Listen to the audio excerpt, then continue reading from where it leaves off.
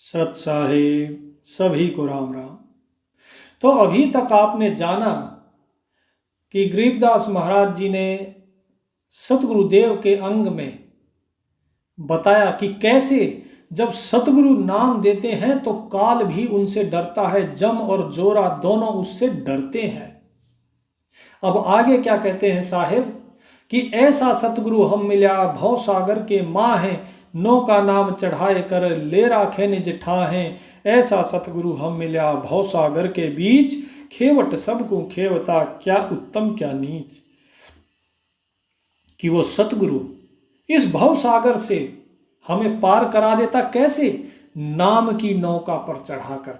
ये नाम की नौका है जिस पे जो चढ़ जाता है वो पार उतर जाता है, और वो उत्तम या नीच का भेद नहीं करते कि कौन व्यक्ति उत्तम है कौन नीच है, कौन अमीर है कौन गरीब है, कौन उजला है कौन मैला है। जो नाम की नौका पर चढ़ा वो परमात्मा का हो गया, वो उसे पार कर देते हैं। बस प्रेम और विश्वास साथ होना चाहिए। गरीब 84 की धार में बहे जात हैं जीव, ऐसा सतगुरु हम मिल्या ले पर साया पीव। गरीब 84 की धार में बहे जात हैं हंस, ऐसा सतगुरु हम मिल्या अलख लखाया वंश।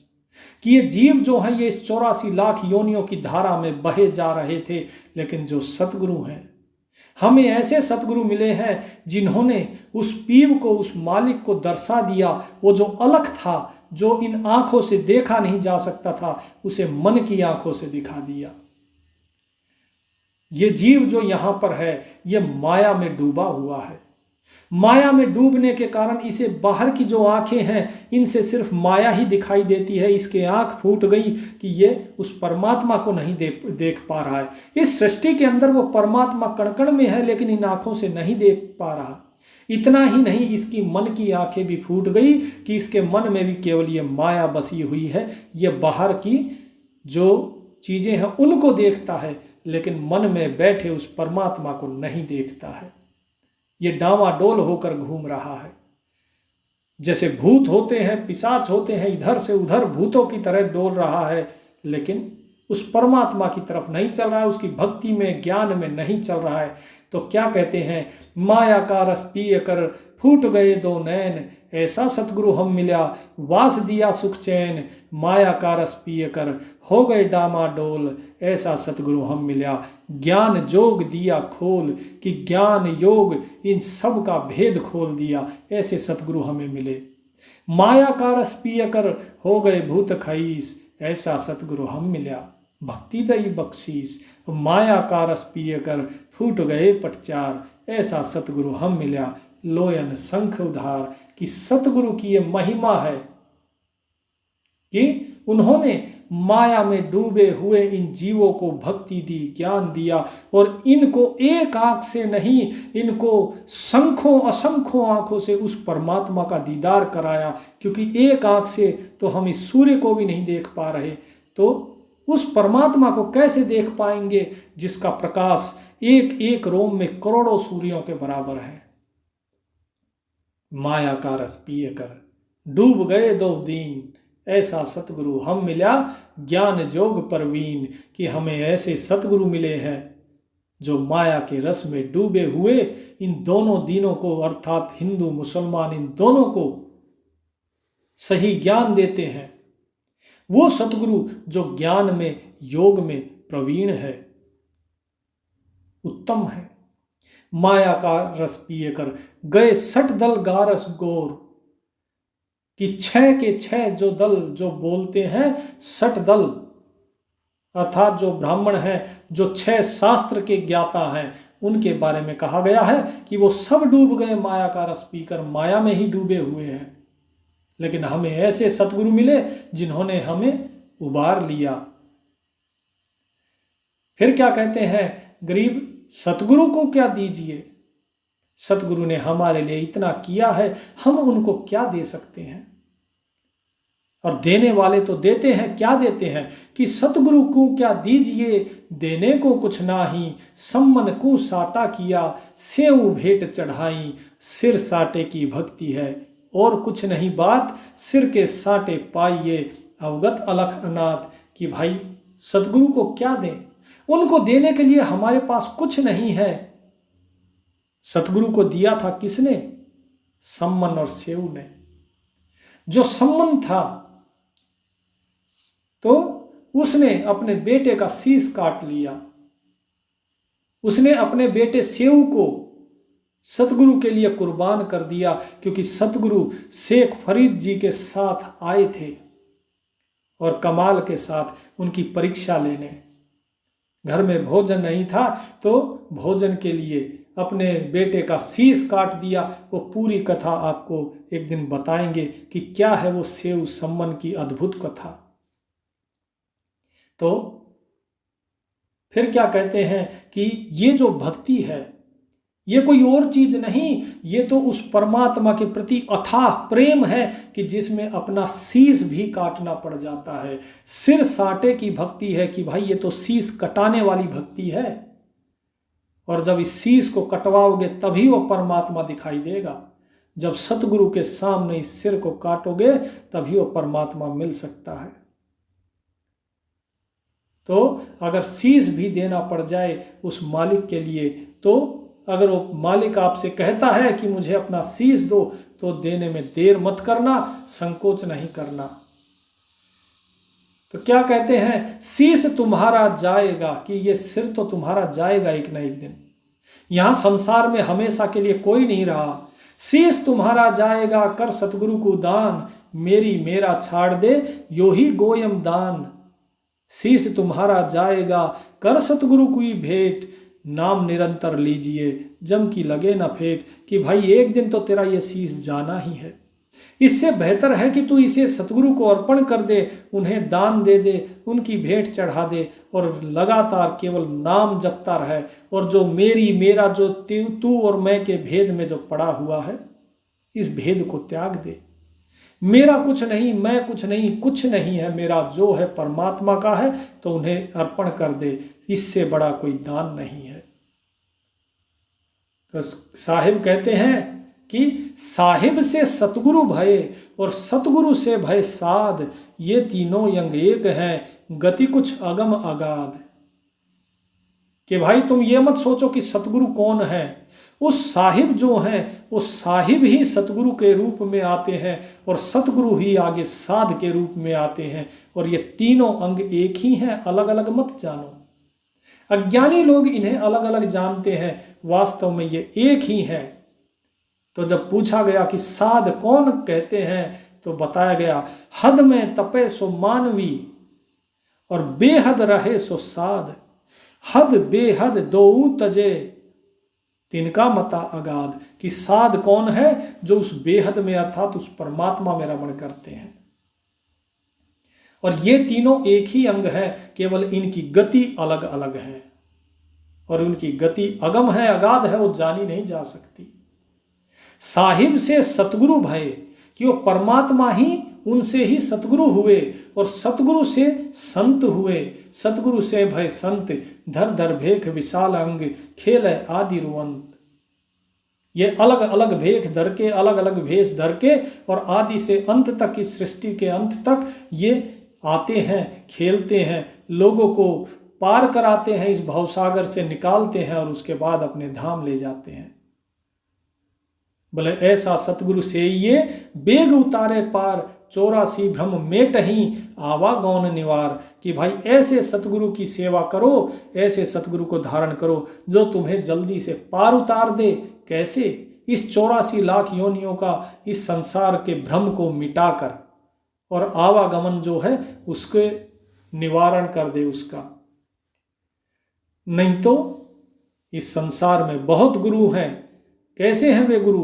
अंधे गूंगे गुरु घणे, लंगड़े लोभी लाख, साहिब से परिचय नहीं काव्य बनावे साख।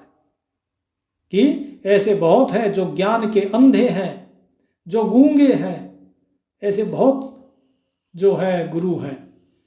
जो लंगड़े हैं, लोभी हैं, पैसों के लोभी हैं। लंगड़े इसलिए कहा गया है कि वो परमात्मा के पथ पर नहीं चलते हैं। वे साहिब से परिचय नहीं, उनका साहिब से कोई परिचय नहीं होता। उन्होंने कभी दीदार नहीं किया होता, उस मालिक के साथ उनका कोई परिचय नहीं। केवल वो साखियां बनाते रहते हैं बैठ के। बहुत से लोग हैं ना जो नई नई साखियां बना के और डाल देंगे, छाप देंगे, ठीक है, कि वो साखियां काव्य बनाते हैं, केवल कविताएं बनाते हैं और कुछ नहीं। तो ये सब अंधे गूंगे गुरु हैं। तो क्या कहते हैं, ऐसा सतगुरु से ये शब्द समाना होए, भव सागर में डूबते पार लगावे सोए। कि भाई सेना है, अगर सेवा करनी है तो ऐसे सतगुरु की चाहिए जो शब्द रूपी हो, जो शब्द में समाया हो। शब्द गुरु कौन सा होता है, जो शब्द में समाया हो, यानी कि जो शब्द को जानता हो, जो उसके साथ एक हुआ हो, उसको कहते हैं सतगुरु। ऐसे सतगुरु की सेवा करो, वो आपको इस भव सागर से डूबने से बचाकर पार लगा देंगे।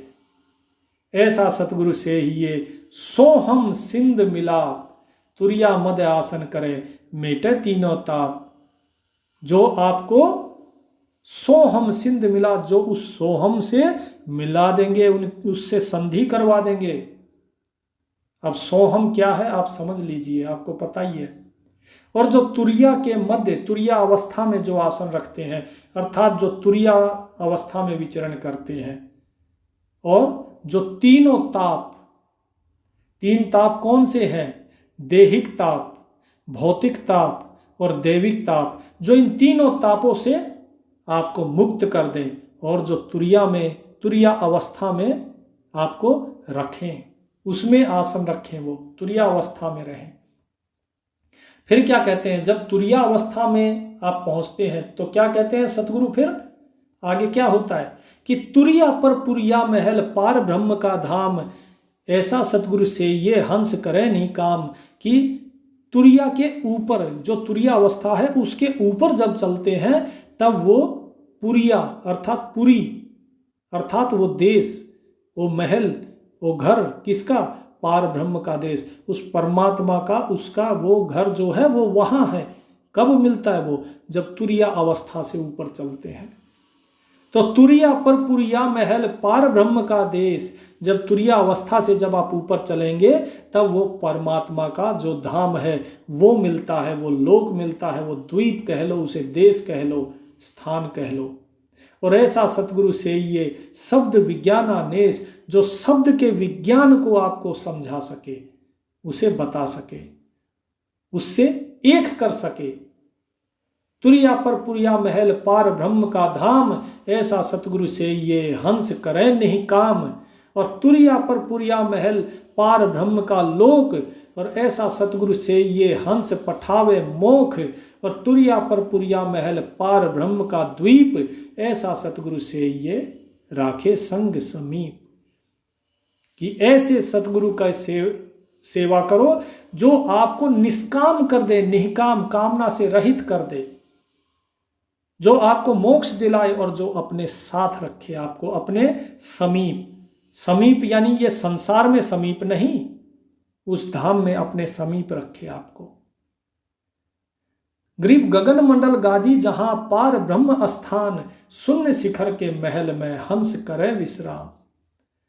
कि गगन मंडल जो है वहां पे उस साहिब की गद्दी है, वहां पर है। अब गद्दी का मतलब ये मत समझ लेना कि वहां सही में कोई गद्दी है ना, वहां पे कोई भौतिक चीज कुछ भी नहीं है। वहां बहुत से लोग कहते हैं वहां तो ऐसा देश है, वहां ऐसा है, ये है, वो है, कुछ भी नहीं है वहां। ये सब आपको समझाने के लिए बताया गया है कि वो पार ब्रह्म का स्थान है और शून्य शिखर महल में हंस करे विश्राम। और उस शून्य में, उस शिखर के महल, उस महल में जो शिखर पर है वहां पर ये हंस जो है ये वहां जाकर विश्राम करते हैं, वहां पर ये पहुंचते हैं। जो सतगुरु है वो कौन है, सतगुरु पूर्ण ब्रह्म है, सतगुरु आप अलेख, सतगुरु रमता राम है या में मीन न मेक। कि सतगुरु ही पूर्ण ब्रह्म है और सतगुरु ही स्वयं वो परमात्मा है, सतगुरु ही वो रमता राम है जो हर जगह रमण कर रहे हैं। और इसमें कोई शंका नहीं है, कोई दुविधा नहीं होनी चाहिए। सतगुरु आदि अनाद है, सतगुरु मद है मूल, और सतगुरु को सिरदा करो ये एक पलक नहीं भूल। कि मेरे भाई, इसलिए सतगुरु जो है, सतगुरु आदि है, सतगुरु ही अनादि है, मध्य भी सतगुरु है, और जड़ जो है मूल वो भी सतगुरु है। इसलिए सतगुरु की सेवा करो और सतगुरु को सजदा करो, एक पलक के लिए भी उन्हें भूलो मत। अब सतगुरु कौन है ये सब कुछ यहां बता दिया, लेकिन आपको ये तो नहीं पता कि सतगुरु है कौन, तो कैसे भजेंगे उनको। तो इसके बारे में हम जो अपना सत्संग होगा व्हाट्सएप पे या टेलीग्राम पे, उसमें आपको बताएंगे। ग्रीप पट्टन घाट लखाइया अगम भूमिका भेव, ऐसा सतगुरु हम मिल्या अष्ट कमल दल छेव। ग्रीप पट्टन घाट लखाइया अगम भूमिका भेव, ऐसा सतगुरु हम मिल्या अष्ट कमल दल छेव। तो कि उसने, उस सतगुरु ने हमें क्या दिखाया, वो पट्टन घाट, उसका दीदार कराया, जो अगम भूमि है, जहां जाया नहीं जा सकता, उसका भेद बताया। कहाँ? अष्ट कमल दल छेद, कि अष्ट कमल दल के आगे,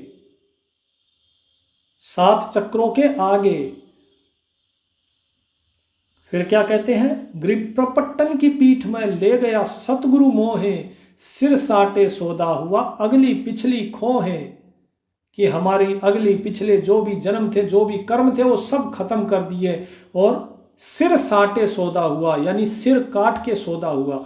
ये सिर क्या था? ये था आपका मैं खत्म हो गया और केवल तू रह गया। और जब अपने आप को सतगुरु को अर्पण कर दिया, जब तू ही रह गया, तब जो है उस परपट्टन की पीठ में और वहां पे उस धाम में जो है सतगुरु हमें लेकर गए। ग्रीप परपट्टन की पीठ में सतगुरु ले गया साथ, जहां हीरे मानिक बिके पारस लाग गया हाथ। ग्रीप परपट्टन की पीठ में है सतगुरु की हाट, जहां हीरे मानिक बिके सौदागर स्यों साठ। उसके बाद सतगुरु जो है हमें वहां लेकर गए जहां पर हीरे मानिक, ये हीरे मोती क्या है? ये हीरे मोती जो बिक रहे हैं, बोले पारस हमारे हाथ लग गया, ये सब क्या है? ये राम नाम के हीरे मोती हैं, और जो पारस है वो सतगुरु है, जिसने हमें पलट दिया। इसके बारे में आगे बताएंगे। लोग क्या बोलते हैं? अरे नहीं जी, वहां पे पारस है, वहां हीरे है, मोती है। ऐसा नहीं है। भाव को समझो, भाव क्या है। आगे साहिब इसको और विस्तार से बताते हैं। पटपट्टन की पीठ में सौदा है निज सार, सतगुरु हमको ले गया ओघट घाट उतार।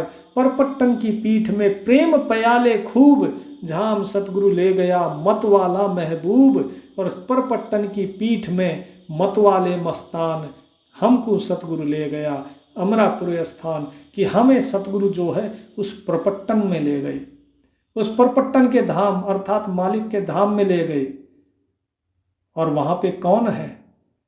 वहां पे वो मतवाला मस्तान, वो सब कुछ परमात्मा के लिए कहा गया है। यहाँ पे मतवाला महबूब, ये सब परमात्मा के लिए शब्द इस्तेमाल हुए हैं। कि वहाँ ले गया वो अमरापुर स्थान, जहाँ पे व्यक्ति अमर हो गया, शरीर अमर नहीं हुआ, अर्थात हम अमर हो गए, क्योंकि हमने अपने निज स्वरूप को जान लिया।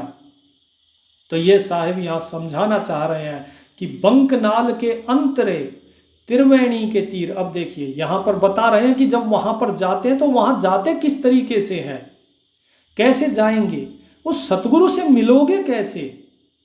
सतगुरु तो ले गए, लेकिन सतगुरु से मेल कैसे हो। तो क्या कहते हैं कि बंकनाल के अंतरे त्रिवेणी के तीर, जहां हम सतगुरु ले गया चुए अमीरस खीर। और बंकनाल के अंतरे त्रिवेणी के तीर, मान सरोवर हंस हैं वाणी कोकिल कीर। और फिर कहते हैं बंकनाल के अंतरे त्रिवेणी के तीर, जहां हम सतगुरु ले गया बंदी छोड़ कबीर। तो जो बंकनाल है, अर्थात जो आपकी सुषमना नाड़ी, जो बंकनाल बोलते हैं आपकी रीढ़ की हड्डी को, ठीक है, और ये आपकी पूरी ऊपर तक आई है, और ये बंकनाल के माध्यम से आती है आपकी सुषमना नाड़ी। और वो सुषुम्ना नाड़ी कहाँ आके मिलेगी? आपकी त्रिवेणी पे, त्रिवेणी के तीर, और यहाँ त्रिवेणी पे आके जो त्रिकुटी है वहाँ पर आके फिर क्या होगा? फिर आपका ध्यान लगेगा, जो नाम जाप आप करते हैं उससे धीरे धीरे फिर क्या होगा? चूहे अमीरस खीर, वहाँ से जो है आपको धुन सुनाई देगी हल्की हल्की, और आपको एक ऐसा लगेगा जैसे अमृत रस बह रहा है। और वहाँ से आगे मिलते हैं फिर सतगुरु, जहाँ हम सतगुरु ले गया बंदी छोड़ कबीर।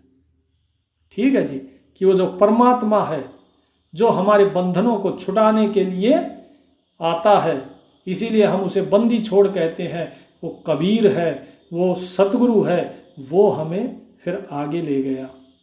अब आगे जो है भंवर गुफा के आगे कैसे ले गए, और भंवर गुफा तक पहुँचे कैसे, और जो सतगुरु को जब हम प्राप्त करेंगे तो किस नाम के माध्यम से प्राप्त करेंगे, और सतगुरु कौन सा नाम आपको देते हैं, ये सारी चीज़ें किस प्रकार से उस नाम का जाप बताया गया है, वो सब चीज़ें आपको अगले भाग में बताएंगे। सत साहिब।